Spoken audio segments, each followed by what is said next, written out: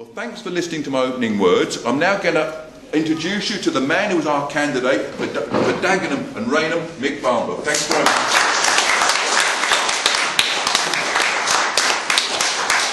Good evening, ladies and gentlemen. Thank you very much for coming. I didn't realise I was going to be speaking tonight, but I'm quite happy to do so. I'm a very, very proud member of the BNP. And I'm absolutely stressed out at what's happening to our party.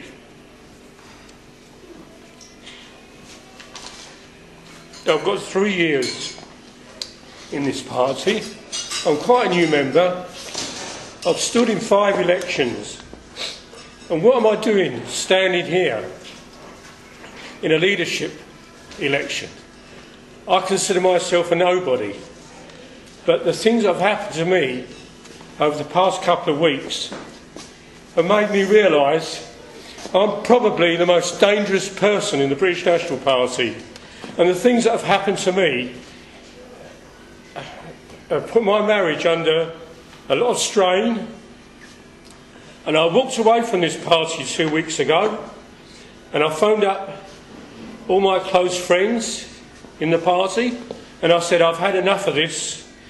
I joined this party because they're nice people. I can put my hand on my heart and say there's not a single person in this party that I dislike.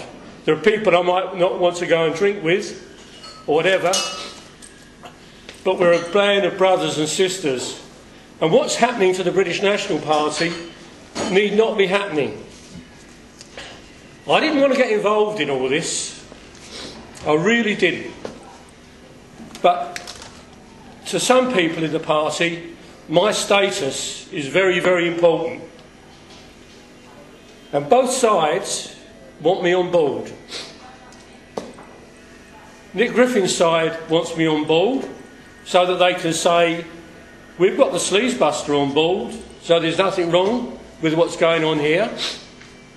And Eddie Butler's side wants me on board so they can say, well, we've got the sleazebuster, there must be some financial irregularities. And I've been working 10 years reporting members of Parliament for sleaze, and I thought they're not going to damage my reputation in an election challenge. And I genuinely didn't want to get involved. If I had £1 for every phone call I've had, you wouldn't believe it.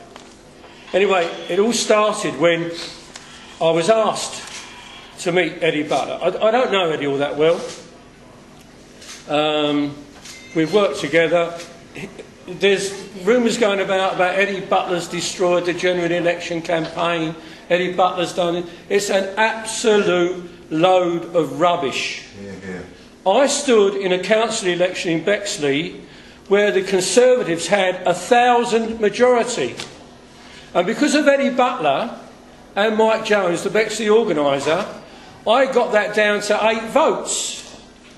And immediately after that election, Eddie Butler went down to Swanley and got Paul Golding elected in a seat that had been held by the Labour Party for 40 years. You're joking. I'm not joking, I'm being serious. So anybody who says that Eddie Butler has destroyed our general election campaign, they don't know what they're talking about. And they're probably people that sit behind computers all day and don't go out on the street and deliver leaflets and knock on doors.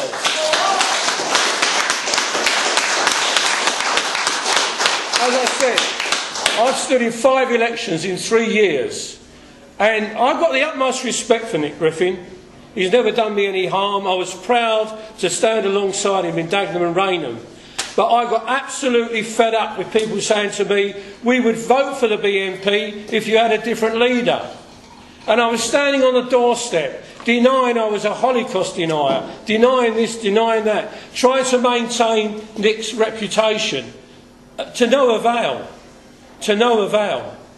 And it's with a heavy heart, and I mean a heavy heart, that I hoped that the day after the general election, Nick would have done the decent thing and stood down. This was going to be our watershed. Everyone was saying if we didn't get MPs in this election, we were never going to get them. And all this boasting about how well we did in the last general election. We got just over 500,000 votes. 25 million people voted. That's 1 in 50. 1 in 50 voters voted for the BNP. Are we proud about that? No. It's time for change. Anyway, I get a phone call. Would I meet Eddie Butler? I said, no, I don't want to meet Eddie Butler. No, please, he just wants to talk to you. I said, I don't want to get involved. Anyway, this person was very, very forceful.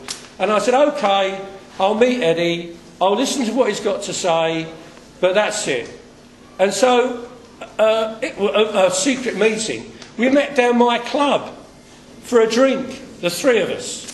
This confidential meeting, because I didn't want to get involved. And I had a meeting, well, I had a drink with Eddie and the other person, and Eddie told me his concerns, and I listened to them, and we went on our way. And the next day, the very next day, on the Saturday, at Barking and Dagenham, where they were campaigning for Eddie, there's all this talk of a secret meeting between the BNP sleazebuster and Eddie Butler. What's going on? And then the phone call started. And I'm not going to mention names, because hopefully at the end of all this, we're all going to be together again, working as one. So I don't want to mention names. I could do a lot of damage mentioning names, but I'm not going to do that, because I want us to be reunited. I get a phone call. What's this secret meeting you've had with Eddie Butler? I said, what secret meeting? Someone leaked it. I don't know if it was Eddie leaked it, or the other chap leaked it. But one of the two of them told somebody in utmost confidence, who went on and phoned Nick Griffin. Oh, and I'm a Griffinite. Let me explain this to you. Eddie came up to me some time ago and said, how long have you been in the party, Mick? I said, why is that, Eddie? He said, we want to put you up for leader. I said, well, 3 years. Right, no, good. I'm straight on the phone to Nick Griffin. Yeah, snitch. Nick, Eddie Butler is campaigning against you. Just be careful. A little while after that, Dr. Emerson, never heard of the bloke, he's going round phoning up branch leaders and all the rest of it, trying to get a campaign up against Nick Griffin. My hero. The bravest man on God's earth, as far as I'm concerned, for running the British National Party. They're plotting against him. And I'm on the phone again to Nick Griffin. Who's this Dr. Emerson? He's plotting against you as well. Just be careful, Nick. That's how much of a Griffinite I was. I'm no longer a Griffinite. I'm a Butlerite now.